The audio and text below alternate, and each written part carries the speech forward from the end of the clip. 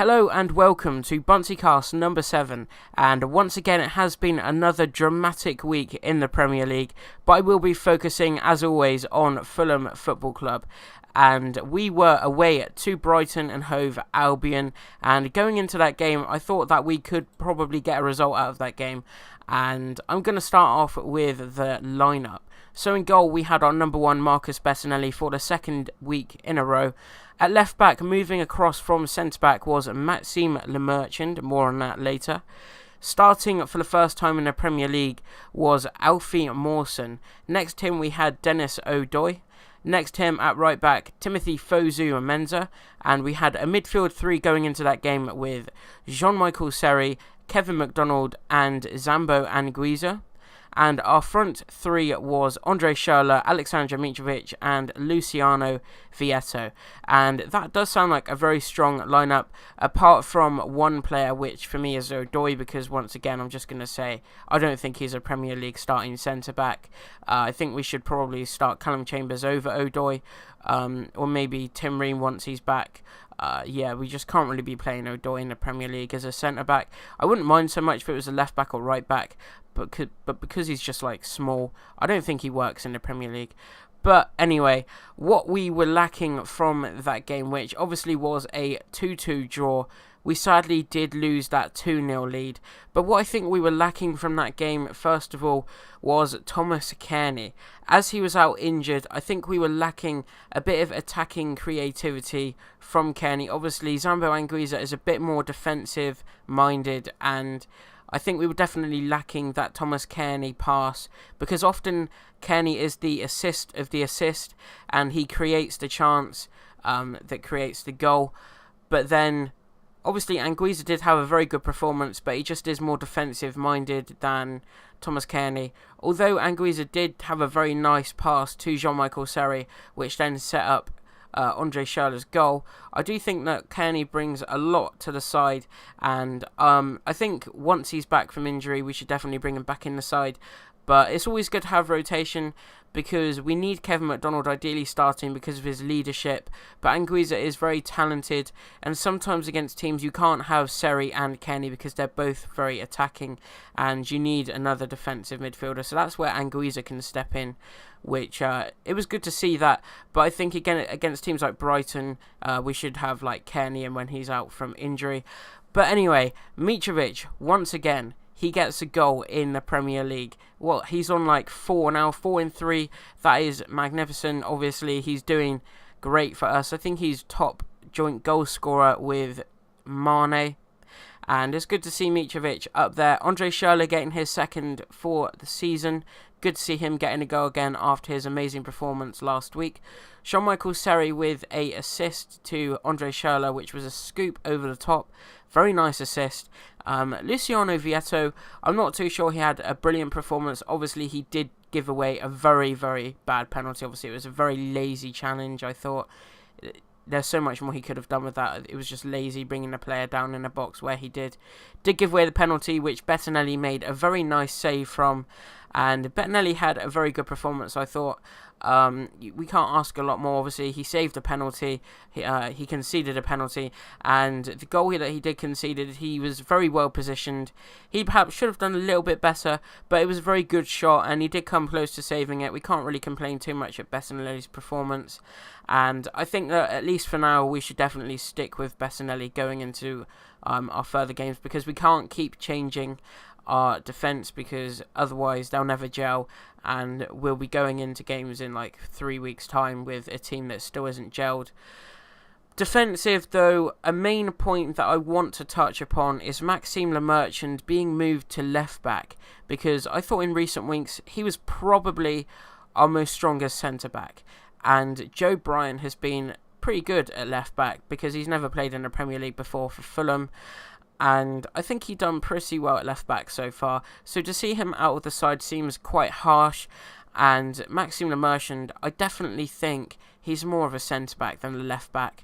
I don't really want to see it again because I think Joe Bryan is better.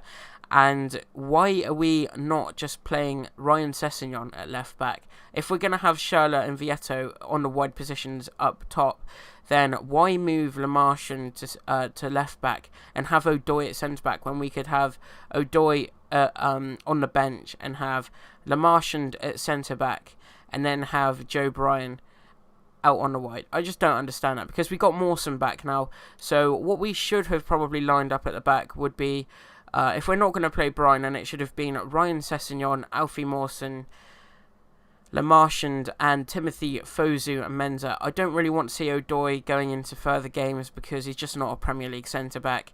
I think he leaks goals, and obviously it's never always just Odoi's fault. There were certain things he did during the game which were pretty decent, but in the Premier League we can't have just pretty decent.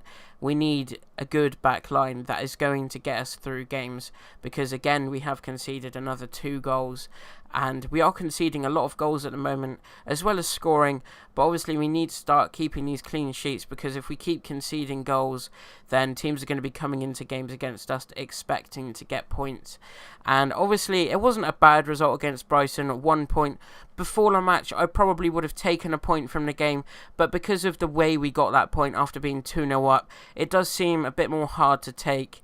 And obviously we are now on 4 points in the league, which is decent, with 13th place after Sunday's results, and that is pretty decent. Obviously we need to be picking up points in weeks to come, but next week we are away to Manchester City, and obviously they were the Premier League champions last season, and that will be a very tough game. Obviously they are a great side. I don't think there's going to be any other team that's going to win the league this season. I think it will be Manchester City. However, they can have an upset caused against them. As Wolves shown, they drawn with them, and Newcastle came fairly close, and they did break down their defence. So they are definitely going to be leaking. So I think if we can stick playing our play style, then we could get a point out of that game if we try really hard and don't leak goals and actually go into the game with a strong back line, because I think that once we concede 1 against Manchester City, then we're going to start going more attacking, and then our back line will just absolutely crumble. And obviously again, Timothy Fosu Mensah at right back ahead of Cyrus Christie. I think Mensah's definitely performed better than Christie has so far. Obviously Christie's only played against Crystal Palace, but I do think that Mensah is the right back we're going to be sticking with for now, and I do think he is a pretty good right back. But anyway, moving on to the rest of the results from the Premier League.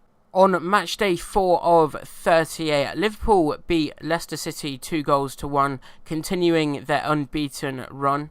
Southampton beat Crystal Palace 2-0. Everton and Huddersfield drawn 1-1. Brighton and Fulham obviously drawn 2-2. Chelsea managed to beat Bournemouth 2-0. Wolverhampton Wanderers beat West Ham 1-0. West Ham are definitely not getting off to a very good start at all. Manchester City managed to beat Newcastle 2-1. Arsenal managed to just beat Cardiff City 3-2 in a very, very interesting game. Watford caused the biggest upset of the weekend and beat Tottenham 2-1, continuing their unbeaten run. And I do think it is far too early just yet to be saying that Watford are going to do a Leicester, but still very good for Watford. Obviously, I predicted them to be in the relegation zone come the end of the season, so they are doing very well so far. Manchester United managed to beat Burnley 2-0, and that does wrap up the results from the weekend. And that will be it for today. Thank you very much for listening. No matchday experience again this week because obviously I didn't manage to get to go.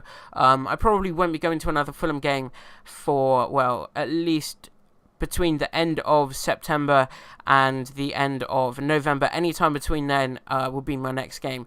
And if you haven't already, be sure to head on over and check out my brand new website. I did make it on Wix-site, so be sure to go and check it out. You can find all of my podcasts on there, and also I will be posting weekly articles around Fulham, of course. And yeah, go and check it out. I'll link it in the description. But for now, that will be it. Thank you for listening, and goodbye for now.